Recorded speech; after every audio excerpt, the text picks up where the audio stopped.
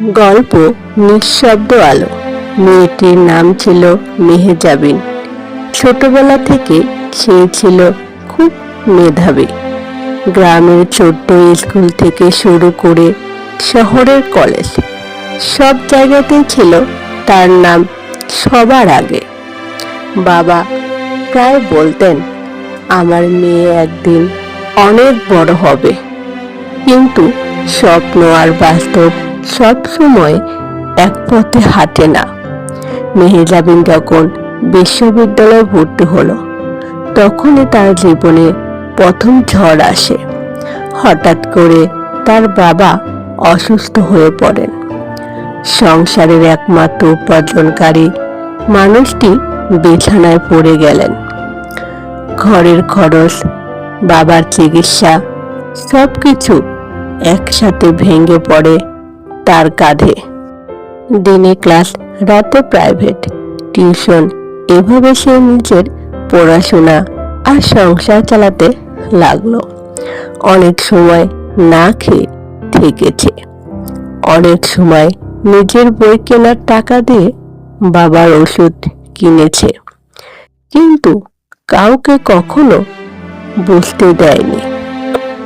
বন্ধুরা যখন ঘুরতে যেত, নতুন জামা কিনত, তখন মেহেজাবিন চুপচাপ লাইব্রেরির কোণে বসে থাকত। তার চোখে ছিল এক ধরনের ক্লান্তি, কিন্তু সে ক্লান্তির ভেতরেও ছিল অদ্ভুত এক জেদ। আমি হার মানব না। সময় কেটে গেল, সে পড়াশোনা শেষ করলো, কিন্তু চাকরি পাওয়া সহজ হলো না। অনেক জায়গায় ইন্টারভিউ দিল, কিন্তু অভিজ্ঞতার অভাবে বারবার ফিরে এলো খালি হাতে। তবুও থামেনি। অবশেষে একদিন একটি ছোট অফিসে চাকরি পেল। বেতন খুব বেশি ছিল না, কিন্তু তার কাছে সেটা ছিল অনেক বড় পাওয়া। সেই টাকা দিয়ে আবার চিকিৎসা চালালো, সংসার একটু গুছিয়ে নিল। কিন্তু জীবন যেন তাকে একটু সুখ দিতে চাইলে আবার কিছু কেড়ে নেয়। এক শীতের রাতে তার বাবা চুপচাপ চলে গেলেন। কোনো শব্দ নেই, কোনো অভিযোগ নেই, শুধু নিঃশ্বাস থেমে গেল। সেই দিন প্রথমবারের মতো মেহেজাবিন ভেঙে পড়ল। সে বুঝল, এতদিন যে মানুষটার জন্য সে লড়েছিল, সেই মানুষটাই আর নেই। এরপর জীবনটা আরো নিঃসঙ্গ হয়ে গেল। অফিস, বাসা আর একা একা রাত, এই ছিল তার জীবন। কেউ তার কষ্ট দেখত না, কেউ তার গল্প শুনত না, কিন্তু সে কাজ করে গেছে, দায়িত্ব পালন করে গেছে, যেন নিজের ভেতরের শূন্যতাকে ঢাকতে চাইছে। বয়স বাড়তে লাগলো, তার চুল ধীরে ধীরে সাদা রং ধরল। চোখের নিচে ক্লান্তির দাগও আরো গাঢ় হলো, কিন্তু তার ভেতরের শক্তিটা কখনো পুরোপুরি নিভে যায়নি। একদিন অফিস থেকে ফেরার পথে হঠাৎ করে সে খুব অসুস্থ হয়ে পড়ে। অনেক দিনের অবহেলা, ক্লান্তি আর চাপ, সবকিছু মিলে তার শরীর আর সহ্য করতে পারছিল না।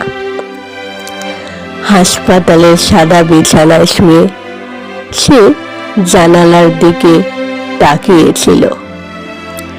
বাহিরের আকাশটা খুব শান্ত, যেন সবকিছু থেমে গেছে। তার মনে পড়ছিল ছোটবেলার সেই দিনগুলো, বাবার হাসি, স্কুলের মাঠ আর তার স্বপ্নগুলো। তার ঠোঁটে হালকা একটা হাসি ফুটে উঠল। সে বুঝতে পারল তার জীবনটা সহজ ছিল না, কিন্তু সে হার মানেনি। যতই কষ্ট আসুক, সে নিজের দায়িত্ব থেকে কখনো পালায়নি। কিছুক্ষণ পর নিঃশব্দে তার চোখ বন্ধ হয়ে গেল। তো বন্ধুরা, এই গল্পটি থেকে আমরা এই শিক্ষা পাই যে জীবন সব সময় সহজ হয় না, কিন্তু নিজের দায়িত্ব আর স্বপ্নের জন্য লড়াই করাটাই মানুষকে সত্যিকারের শক্তিশালী করে তোলে। ভাঙা ঘর। একটা ছোট্ট শহরে থাকতো আরিফ নামের এক ছেলে। ভালোবাসা তার জীবনে এসেছিল খুব হঠাৎ করে। কলেজে পড়ার সময় পরিচয় হয় মেঘলার সাথে। প্রথম বন্ধুত্ব, তারপর ভালোবাসা, আর সেই ভালোবাসায় একদিন গড়ায় বিয়েতে। পরিবারের অমতে তারা বিয়ে করে। শুরু হয় নতুন জীবন। ছোট্ট একটা ভাড়া বাসা, কম টাকার সংসার, কিন্তু ভালোবাসা ছিল ভরপুর। সময় গড়ায়। 2 বছর পর তাদের জীবনে আসে এক আলো। ছোট্ট একটি কন্যা সন্তান। নাম রাখা হয় মাইশা। মাইশাকে ঘিরেছিল তাদের পুরো পৃথিবী। হাসি, খেলা, ছোট ছোট সুখ, সব কিছুতে ভরে উঠেছিল ঘরটা। আরিফ দিনরাত পরিশ্রম করত, শুধু তার পরিবারকে ভালো রাখতে। কিন্তু ধীরে ধীরে মেঘলার মধ্যে পরিবর্তন আসতে শুরু করে। আগের মতো হাসতো না, কথা কম বলতো, সব সময় যেন কিছু একটা লুকাতো। আরিফ বুঝতে পারছিল কিছু একটা ঠিক নেই। একদিন রাতে মাইশা ঘুমিয়ে আছে। আরিফ জিজ্ঞেস করলো, তুমি কি আমাকে আর ভালোবাসো না? মেঘলা চুপ করে রইল। সেই নীরবতাই ছিল সবচেয়ে বড় উত্তর। দিন যায়। একদিন সকালে ঘুম থেকে উঠে আরিফ দেখল ঘরের দরজা খোলা, মেঘলা নেই। টেবিলের ওপর একটা চিঠি। কাপা হাতে চিঠিটা খুলল সে। আমাকে খোঁজো না, আমি অন্য একজনকে ভালোবাসি। আমি চলে যাচ্ছি, ভালো থেকো। এক মুহূর্তে সবকিছু থেমে গেল। 8 বছরের সম্পর্ক, একটা সংসার, একটা সন্তান, সবকিছু ভেঙে পড়ল এক টুকরো কাগজে। মাইশা ঘুম থেকে উঠে বলল, বাবা, মা কোথায়? আরিফ কিছু বলতে পারল না, শুধু মেয়েকে বুকে জড়িয়ে ধরে কাঁদতে লাগলো। দিনগুলো কঠিন হয়ে উঠল। একদিকে নিজের কষ্ট, অন্যদিকে ছোট্ট মেয়ের দায়িত্ব। আরিফ নিজেকে সামনে দিল। সে ঠিক করলো, যাই হোক, মাইশার জন্য তাকে বাঁচতে হবে। সময় আবার এগোতে লাগলো। মাইশা বড় হতে লাগলো, স্কুলে যাওয়া শুরু করলো। একদিন স্কুল থেকে এসে সে জিজ্ঞেস করলো, বাবা, সবার মা আসে, আমার মা আসে না কেন? এই প্রশ্নে আরিফের বুকটা কেঁপে উঠল। সে শুধু বলল, তোমার মা অনেক দূরে থাকে মা। মাইশা মুচকি হেসে বলল, তুমি আছো তো বাবা। সেই হাসিটাই ছিল আরিফের বেঁচে থাকার শক্তি। বছর কেটে যায়। একদিন হঠাৎ রাস্তার পাশে ভিড়। একজন অসুস্থ মহিলা পড়ে আছে। আরিফ কাছে গিয়ে তাকাতেই থমকে গেল। মেঘলা, চোখে ক্লান্তি, মুখে অনুশোচনা।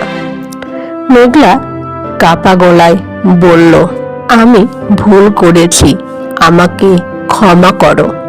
আরিফ কিছুক্ষণ চুপ করে রইল। তার চোখে ভেসে উঠল ভাঙা ঘর, ছোট্ট মেয়ের কান্না, অসংখ্য রাতের কষ্ট। সে ধীরে বলল, ক্ষমা করা যায়, কিন্তু সবকিছু আগের মতো হয় না। মেঘলার চোখ দিয়ে পানি গড়িয়ে পড়ল। দূরে দাঁড়িয়েছিল মাইশা। সে জিজ্ঞেস করল, বাবা, উনি কে? আরিফ একটু থেমে গেল। একটা গল্প যা শেষ হয়ে গেছে। হাত ধরে মেয়েকে নিয়ে চলে গেল সে। পেছনে পড়ে রইল একটা ভাঙা সম্পর্ক, একটা ভুল সিদ্ধান্তের মূল্য, আর সামনে একটা নতুন জীবন শুরু। বন্ধুরা, এই গল্পটি থেকে আমরা এই শিক্ষা পাই যে ভালোবাসা শুধু অনুভূতি না, এটা দায়িত্ব। একটা ভুল সিদ্ধান্ত অনেকগুলো জীবন ভেঙে দিতে পারে। গল্পটি যদি ভালো লাগে অবশ্যই চ্যানেলটা সাবস্ক্রাইব করবে, লাইক, কমেন্ট এবং শেয়ার করে পাশে থাকবে প্লিজ।